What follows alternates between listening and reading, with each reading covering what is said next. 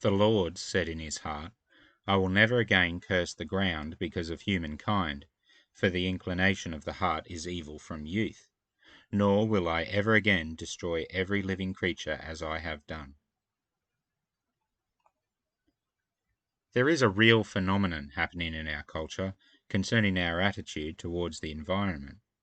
All the doom and gloom we read and hear about the imminent end of the world has caused many people to suffer from what has been called eco-anxiety.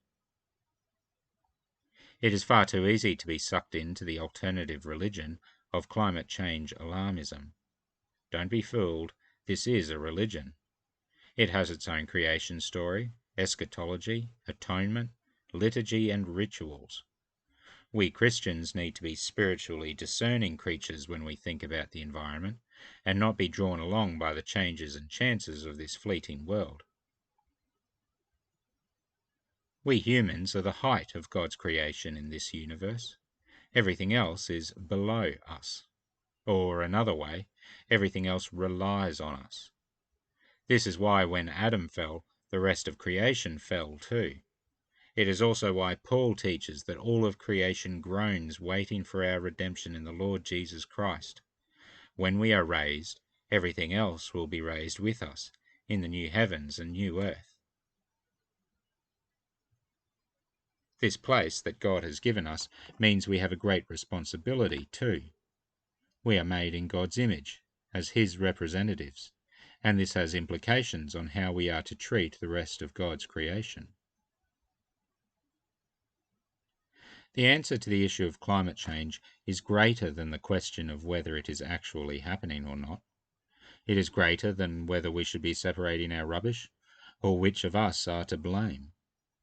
Rather, it reminds us that, as human beings, we sit in pride of place of all creation as the creature which has been made to care for other creatures. This role of caretaker is because we are made in the image of the God who cares. Even though we are evil from our youth, God will not accept the destruction of the human race as an acceptable exchange for a healthy environment.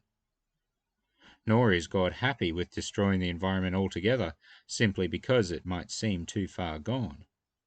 Rather, our God is the light of life. All life is precious, and the pursuit of life is the ultimate objective of all things which proceed from God's creative energy.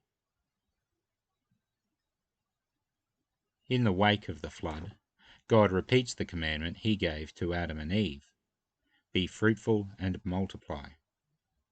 He is not concerned with overpopulation. The more of God's children in existence, the merrier as far as our Creator is concerned. The atmosphere will never burn off. The icebergs will never melt enough to flood the whole world.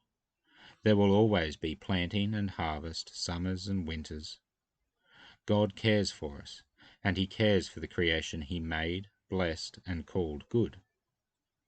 The moment this natural world disappears is that specific time God has chosen.